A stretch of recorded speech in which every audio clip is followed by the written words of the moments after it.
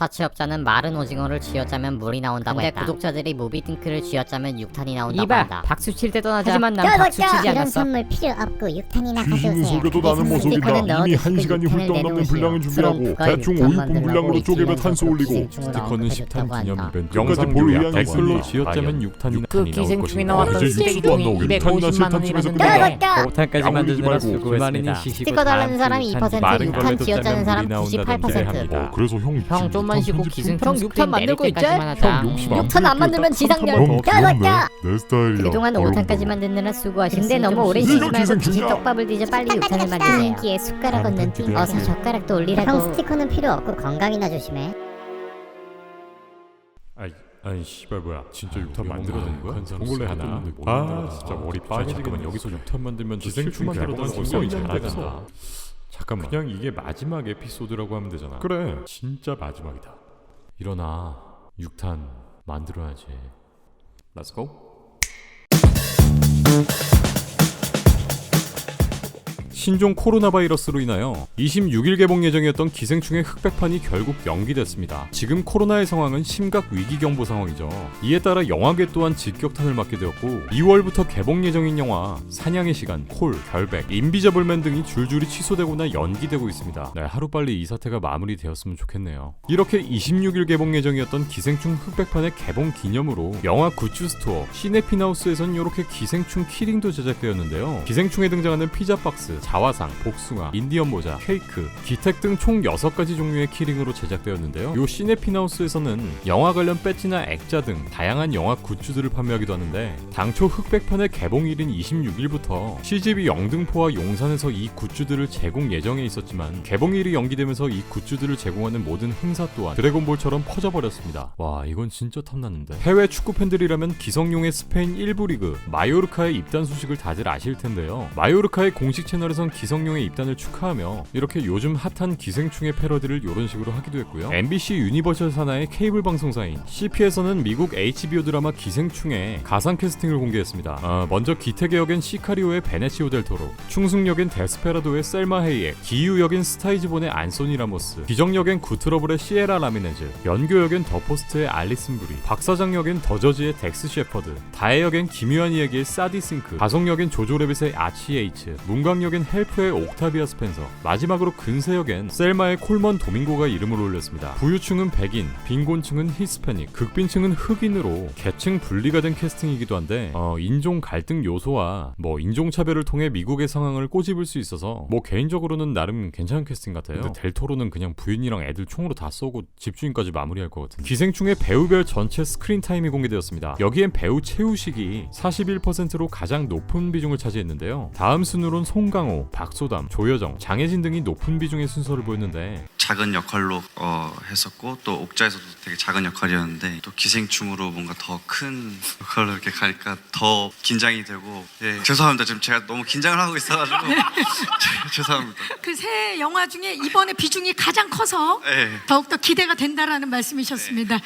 저희 영화에서 최우숙 씨가 제일 많이 나와요. 그래서 성균 씨도 분량은 최우숙 씨보다는 굉장히 적지만 제작 발표회 당시에는 이렇게 놀림을 받기도 했었죠. 근데 이게 사실로 드러났습니다. 기생충에 등장했던 쓰레기통은 250만 원의 고가의 쓰레기통으로 알려졌죠. 본 감독은 시내 20일에서 진행된 인터뷰에서 페달을 내려도 뚜껑에서 소리가 안 나는 쓰레기통은 250만 원이다. 그거 반납할 때도 달달달 떨면서 했다. 혹여 흠집 날까봐 신기한 세계를 경험했다며 이 쓰레기통의 정체를 밝히기도 했는데요. 사실 이 쓰레기통의 가격은 250만 원이 아닌 대형마트에서 판매하는 2만 5천 원짜리 쓰레기통으로 알려졌습니다. 그래도 비싼데? 기생충의 소품을 담당한 전재욱 씨는 MBC 라디오 김종배의 시선 집중에서 이 박사장내 쓰레기통에 대해서 다시금 얘기를 꺼내는데요. 칸 영화제 이후 전체 스태프가 모인 자리에서 봉준호 감독에게 쓰레기통의 가격이 잘못 보도되었다고 직접 말씀드렸고 이에 수긍하셨다라고 밝혔습니다. 아무리 그래도 250만 원짜리 쓰레기통이 어딨어. 150만 원짜리는 있네.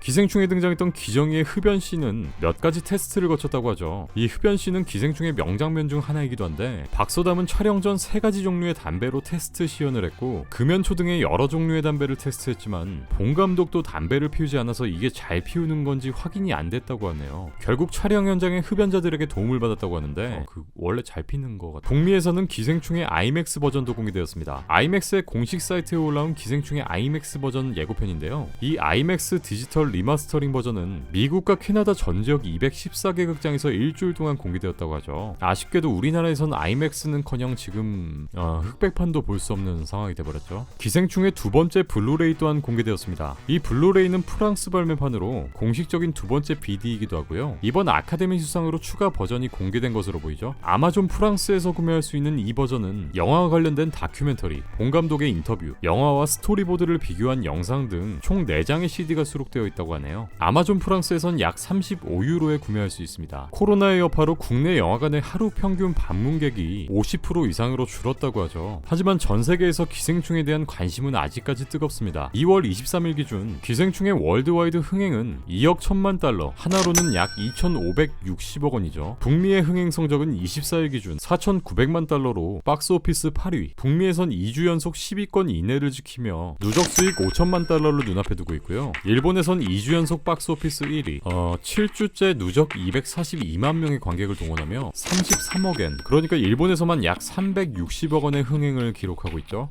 이 기록은 내 머릿속의 지우개를 누르고 역대 한국 영화 일본 흥행 신기록을 세우고 있죠. 미국의 비디오 스트리밍 플랫폼 훌루를 통해 4월 8일부터는 기생충이 독점 공개됩니다. 이 훌루는 넷플릭스의 성장의 위기를 느낀 디즈니와 컴캐스트가 공동으로 만든 스트리밍 서비스고요. 3년 전인 2017년 미국 배급사인 네온이 훌루와의 계약 당시엔 디즈니 30%, 21세기 폭스 30%, 컴캐스트 30%, 타임 워너가 10%의 지분을 나눠 가진 합작회사 형태로 운영되었지만 이후 디즈니가 21세기 폭스의 영화 방송사업 부문을 인수하고 타임워너의 모회사 AT&T의 훌루 지분을 몽땅 싸그리 사들여버리죠. 이후 다시 디즈니는 컴캐스트와의 거래를 통해 지분율을 100% 만땅으로 채워버립니다. 이렇게 100% 대주주가 된 디즈니의 플랫폼 훌루를 통해 4월 8일부터 기생충이 공개될 예정입니다. 트럼프 얘기를 안 꺼낼 수가 없죠. 트럼프의 기생충 비판 발언이 화제가 되고 있는데 지난 20일 미국 서부에서 유세를 진행 중이던 트럼프는 지난 20일 콜로라도 스프링스의 브로드모어 월드 아레나에서 열린 유세에서 이렇게 얘기했죠.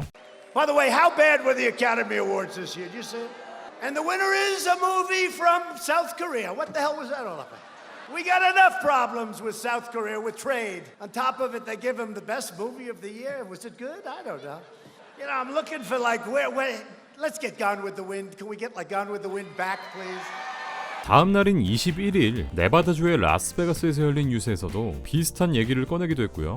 트럼프는 이렇게 평소에 반트럼프 성향을 갖고 있던 아카데미에 악감정을 표출하고 백인 우월주의자이며 미국 제국주의자인 그가 한국이라는 나라가 그에겐 얼마나 거슬리는지 예상해볼 수 있는 부분이었죠. 트럼프가 언급한 바람과 함께 사라지다의 경우에도 백인 주인과 흑인 노예의 삶을 보여주는 인종차별 영화 중 하나로 이게 명작이기도 한데 미국에서 또한 이러한 이유로 오랜 시간 동안 비난을 받고 있는 영화 중 하나이기도 해요.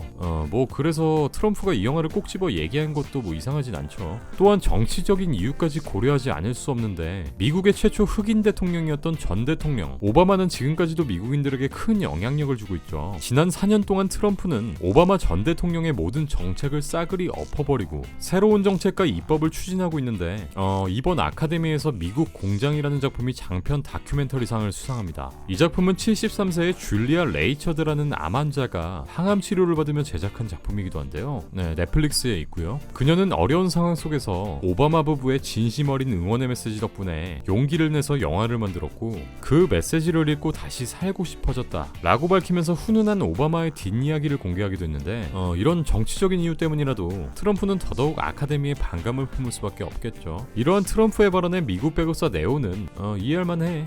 그는 읽지 못하거든. 자막을 말하는 거죠. 라면서 비꼬기도 했고요. 미국 배우 벤 미디 딜러는 트럼프 대통령이 기생충의 아카데미 수상을 지적했지만 나는 기생충 한 마리가 백악관을 차지한 게 더 열받아라고 저격을 했고, 이걸 또 황석기 번역가님이 번역을 해서 올리셨어요. 실제로 트럼프의 이 발언 이후에 전 세계인들에게 소식이 전파되었고, 이 노이즈 마케팅에 힘입어 미국에선 주말 관객들이 더 증가했다고 하죠.